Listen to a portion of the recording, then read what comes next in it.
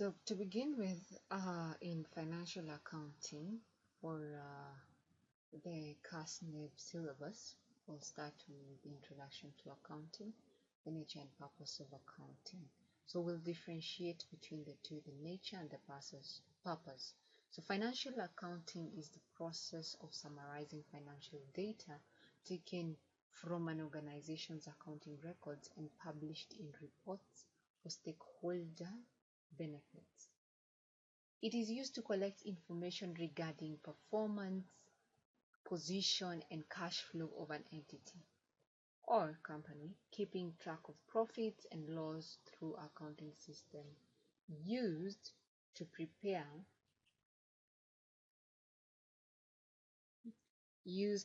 financial statements as follows. The first one should be, okay, there are four types of financial statements. There's the balance sheet, also called the statement of financial position. There's the statement of cash flows. There's the income statement or profit and loss as at a specific date, and statement of changes in equity. So what are the objectives of accounting? One, to maintain proper records as proof for further processing and verification purposes, to comply with various statutory or legal requirements.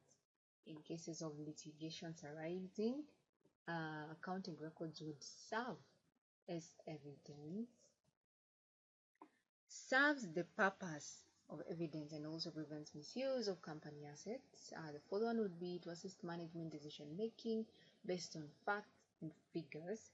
The fifth one is to convey the current economic and financial status of the company. So who are the users of financial information? We have a number of users. When you say users, is the people who find these statements to be useful. We have owners, assess management performance and profitability. We have customers who are there, who look at financial statements just to consider whether this entity will continue providing a product or service. We have the suppliers who want to ensure that this company can meet their obligations when due. We have managers who determine whether the business is operating as planned. We have lenders who determine the creditworthiness of the business using the financial statements. We have the financial analysts and advisors. They get to interpret the financial status of the business for investment purposes.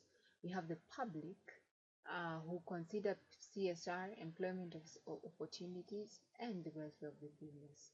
You'll ultimately have the employee who has job security in mind, development, career development, benefits, and compensation, and also continuing improvement or increment of their remuneration as the business goes on.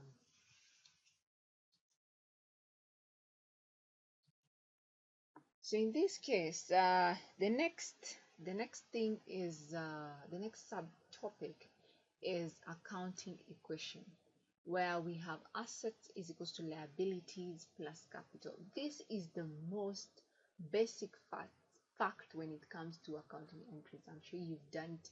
If you took business studies in high school, you've also done it. You've also come across this equation. Once you understand the basic, the ground rule in this equation, then I think you're going to do very well in accounting. So a first example, I just came up with a situation where Mama Njoki decided to start a business in selling second-hand t-shirts in Gikomba.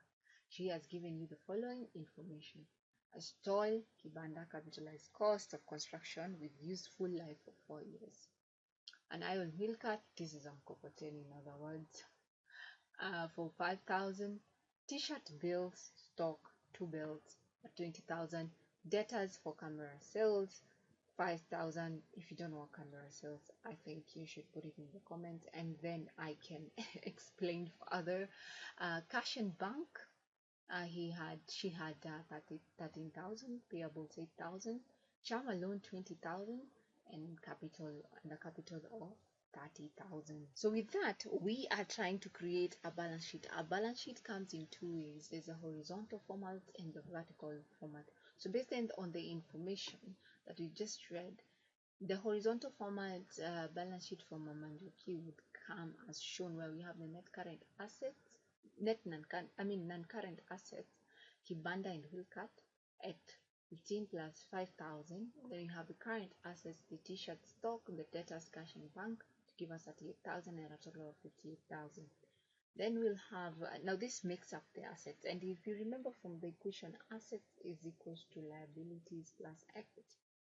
So that's asset makeup, which is 58,000, capital 30,000, loan 20,000, payables 8,000, which makes up the equity of the capital, and liabilities, loan and payables, to give us the 58,000. These two columns balance, meaning that these assets is equals to these two liabilities plus this equity slash capital. So we'll go next and review the horizontal format. The horizontal format is in vertical format. We have Manjuki balance sheet as at 31st December, where we have an non-current assets plus the current assets giving us 58,000. Then we have the capital, Chama loan at 20,000, and the payables. The payables to give us a total equity plus liabilities of 58,000.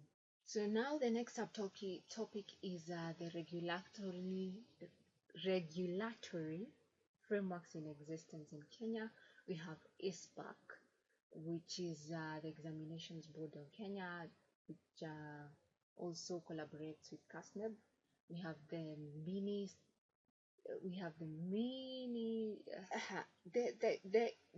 ISPAC takes on various responsibilities, such as promoting professionalism in practice, research, and it also gets to minister financial accountability. We also have IAFC, where it gets to develop standards, ethics, audit and assurance, public sector accounting standards, provide guidance in professional accounting, and issue policy. Then we have the International Accounting Standards Board, IASB, where it gets to draft, finalize and interpret standards. Next, we'll discuss on the accounting standards, the importance and limitations. Namely, we have three standards. We have the International Accounting Standards, we have the IFRS, and then we have the US GAAP. The difference between the IFRS, IAS and IFRS are more similar. But the difference between IFRS and US GAAP is that IFRS is principle-based and US GAAP is rule-based. So why use accounting standards? What are the benefits behind using these accounting standards in presenting your financial information statements? For one, you can enable comparison between different company financial statements, and this is, for example, benchmarking of financial figures, which will enable you to be able to understand what is happening compared to the industry. Secondly, we have reasonable valuation based on regulated standards. Thirdly, we have an educated investment decision, where before making an investment, for example buying shares, you get to review financial statements prepared based on specific accounting standards, and thus you are aware that your information is consequential, and it's not just that people have not just come up with standards. The fourth one is to facilitate standard information to facilitate interpretation. Once different companies use the same standards, you can be able to interpret sequentially. You can be able to interpret these standards in a regulated manner. The fifth one is reduced cost and time in reconciling accounts. The fifth one is use what is on avail, and therefore there's no need to create another.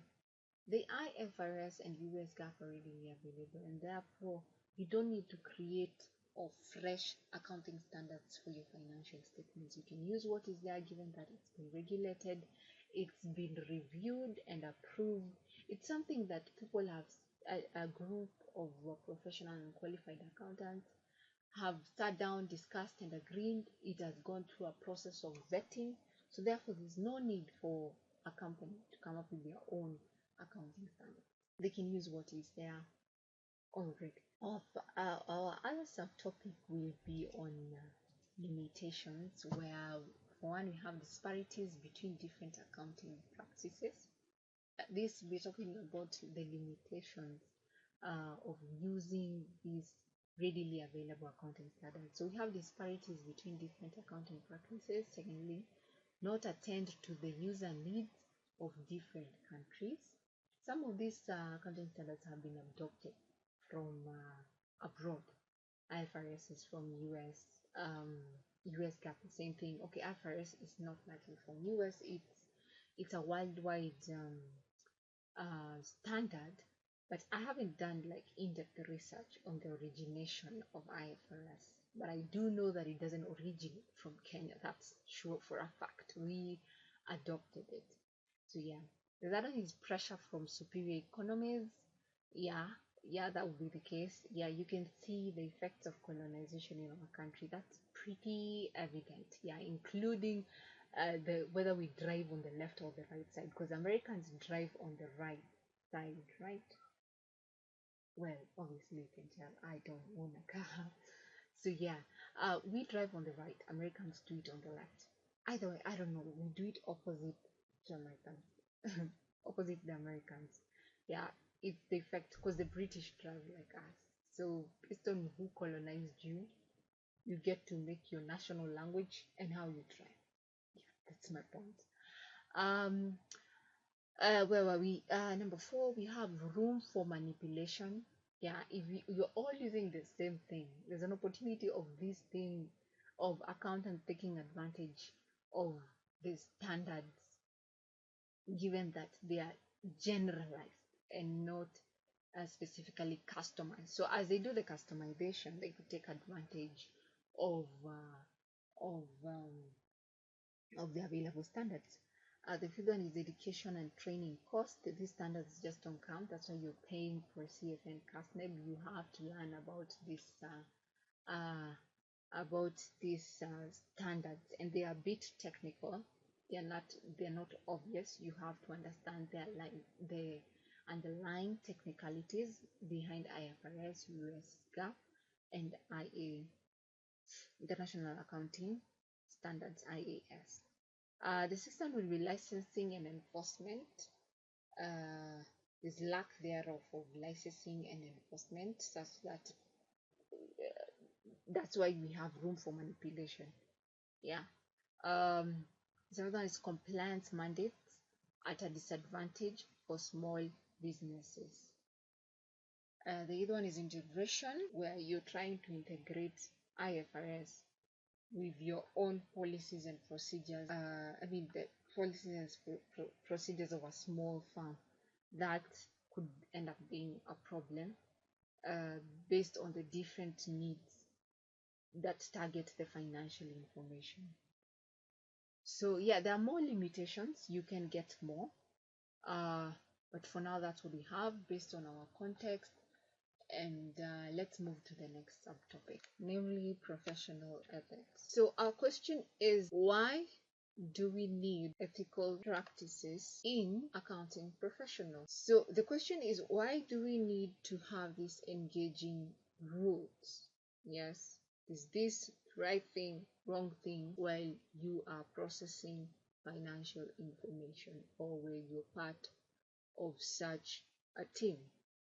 As an accountant, as a CFO, as the manager, as the data analyst, exactly why, if you are a CPA, for example, why would you need to engage in moral practices? For one, there are different motivations to do otherwise. There are different motivations to change the numbers that you're using, given that, especially for profit-oriented entities, where they have budgets, they have revenue goals, they have strategies to improve profits. Yeah. So when you have these specific targets in mind, ethical considerations could end up coming in down there, and that's why you see most farms in Kenya are engaging in teaching in teaching their employees and and uh, and providing trainings on code of conduct and ethical standards that the farms individually practice. Yeah, so you have to consider what are the motivations to not practice these ethical standards. And then you can now come back to why do we need to actually enforce them. So example of professional ethics, the most three that are usually examined are integrity, objectivity and independence, and due care. So integrity is more of honesty when it comes to the accepted standards in processing financial information. Are you actually adhering to them in honesty and really done right to the word? If it's IFRS and these are the standards, are you actually applying them and seeing them work in your figures? The second one would be objectivity and independence, which is explained by more. The accountants should avoid having conflict of interest. Example of a conflict of interest is where you own shares in an entity and you're also the accountant or maybe the audit, such that you want your shares to increase in value. Maybe your plan is to sell, or maybe your plan is to gain dividend. So there you'll have a bias in the numbers or in processing the financial information. So, and thus you should practice independence and avoid conflict of interest. That one is due care, where you are competent and qualified to do the job. You exercise diligence and competency as a CPA practitioner.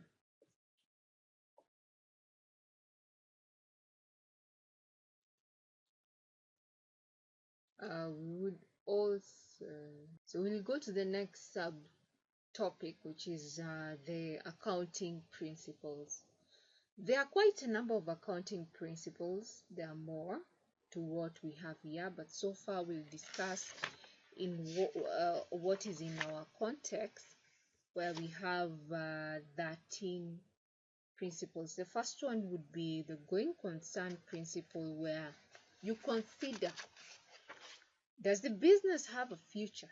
I think the future, that would be, do you intend to continue transacting in the next period? Let's say your financial information is as at 31st December.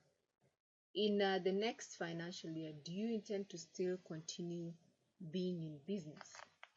That's one question you should ask yourself. Secondly, you should also consider the assets in the business, the working capital in the business, such that they are not being valued at their selling price. Basically, what the book is calling is breaker value, which is the selling price, such that if you were to close the business and decide to sell the assets, for example, take your machinery or your cars and sell, what would be the market selling price? That's what they mean. It's not valued at that, meaning that the business is expected to continue in future. The second one is accruals and matching principle, where revenue and cost must be recognized as they are earned or incurred, not as money is received or paid. That's why you usually consider credit sales and cash sales. And at the same time, you also consider accounts receivable as a result of them credit sales. The other one is the prudence concept. The prudence concept states that alternative procedures and valuations are possible. However, one should be cautious such that the presentation of the business financial position is determined accurately. Whatever accounting principles you choose, whether you choose IFRS or GAAP, it has in the very least to reflect the current status of the business. The other one is a consistency principle, meaning whatever accounting principles you use in the current period, you should use them. We expect consistency in the applicable accounting estimates or principles in the next period. The other one is the entity concept, where if it is a company, it's considered to be its own. It's a sole person. I'm sure you note this in a unit, the company law, which gets to establish the difference between the owners and the entity. The same with partnership, the same with sole proprietorship. The sixth concept is the money measurement concept, where the accounts will only deal with those items of which monetary value is attributed. If you cannot give it a monetary or economy value, don't include it in the accounts. As such, factors such as valuation of employee service, leave alone remuneration, talking about the business monetary value, such that, for example, let's take an asset such as a machinery and the flair of a good manager. Maybe you have a very good manager who's committed, really good on the hands, and knows exactly what he's doing. He has his toes on his KPIs. Yeah, so those two and machinery, which one can you sell? Let's say you're closing the business today, which one can you sell? The machinery, yes. The manager, no.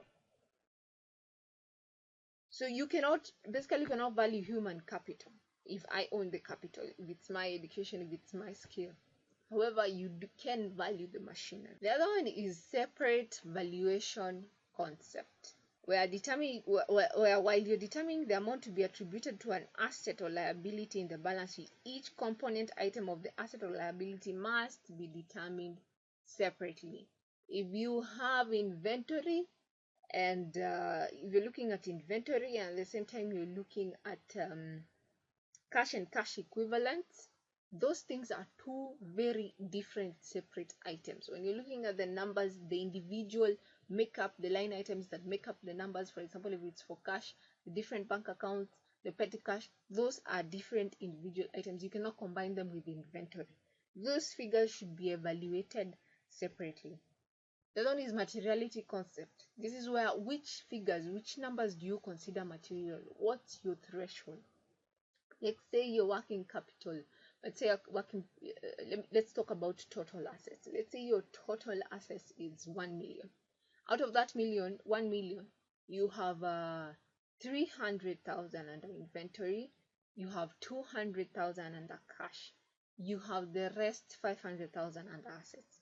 So what's your material? Is everything material? Which depends on the figure that you've put, such that you can be able to determine the risk of material misstatement while you're making decision making processes for users. I individually have a materiality where I cannot leave my change behind. For example, once I board a matatu, I rarely forget my change behind. Even if it's 10 shillings or 5 shillings, I always go back to the conductor and go like, where's my change? However, there are people who don't consider that as a big deal. I left 20 shillings, so what? For me, my materiality is a shilling. I can lose a shilling and go like, well, okay, it was just a shilling. But 5 shillings, that's material for me. So the same concept for a business. What is material and what would you consider like it's not a loss anyway, it's not a big over loss anyway? The other one is historical cost, where you consider value of items at the cost at which they were bought. This is mainly applied in property, plant and equipment, where you consider the cost at which the item was bought and you use it in documenting your balance sheet. You have the cost, then you less the depreciation. You'll see this in the next topics. So this is called a historical concept of convention, where at the amount, where the value, I mean the line item is recognized at the amount that the business paid to acquire them. The other one is objectivity, which is also mentioned under the professional ethical standards, where the accountant has to maintain objectivity throughout the process in his work and should strip off any, as in just have no bias and personal opinion, and lack of, and free of personal opinion, where you only focus on facts and the figures that are being projected in the accounting system. The other one is realization concept, where revenue and profits are recognized when realized. Here, you don't anticipate profits and put them under income statement. No, you have to realize them. It's not like you're thinking, maybe I think I'll sell next month 3 tomatoes for my kibanda. So I'll put that as in advance. That's a revenue. That's a profit. No. When realized, when you actually sell. The other one is duality. This is more of double entry of accounts. If there's a credit, there has to be a debit. There rarely is only a credit or a debit by itself, solo. No. Duality should be a concept that is practiced throughout the bookkeeping. Substance over form. This is where you dismiss legality and still recognize an asset. For example, a hire purchase, or a finance lease, where you capitalize the finance lease even though legally you have no ownership, because the finance lease is not complete. However, in future it's going to be transferred to your ownership. The same story with hire purchase. You have no legal ownership. However, eventually the good will be yours, or the item, or the car, or the lorry. The machine will be yours eventually, so you recognize it as an item. This is called substance over form, because it's in substance, it's yours. In form, that is legality, you have no ownership rights whatsoever. I hope that has been clear.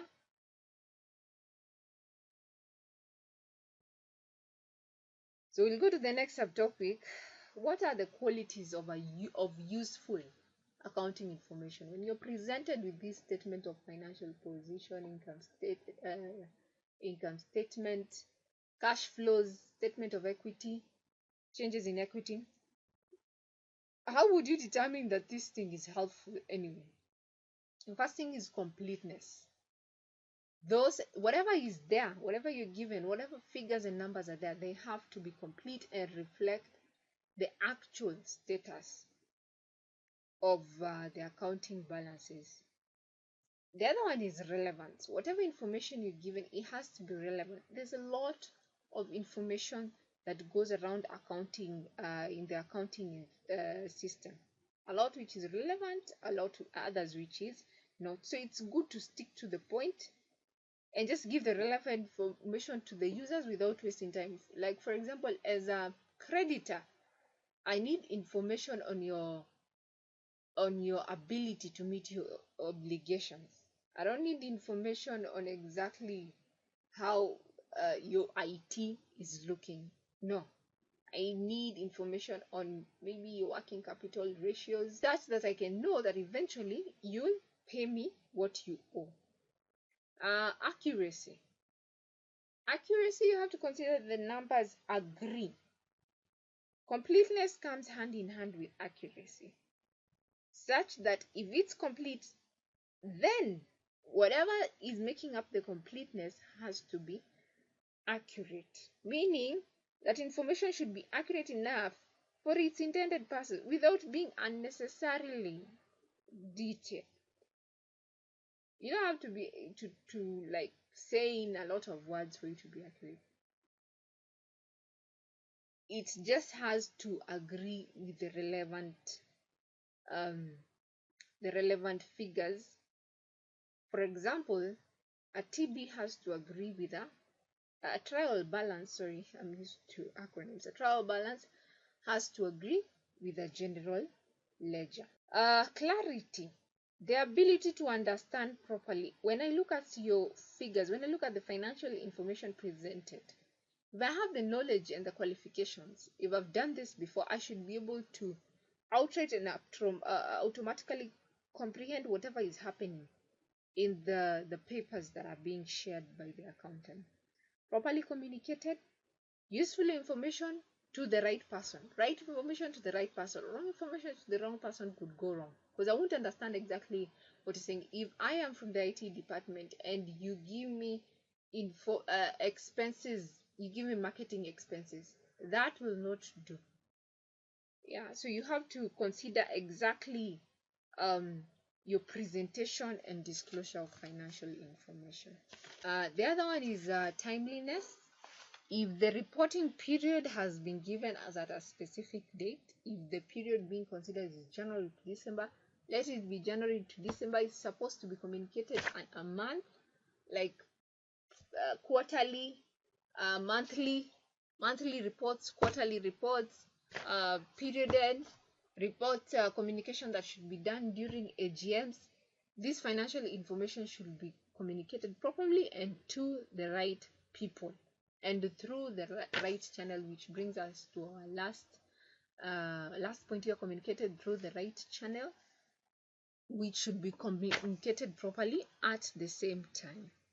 Cost efficient. Consider exactly what is the cost of your accounting system, your accounting personnel, the whole finance department. Whatever information is being the outcome, the final review of information, of financial information, is it cost efficient? Is the benefits and costs equivalent, or is, in the very least, is it effective? You also have to consider confidence, reliance. How far can we rely on whatever financial information that has been provided?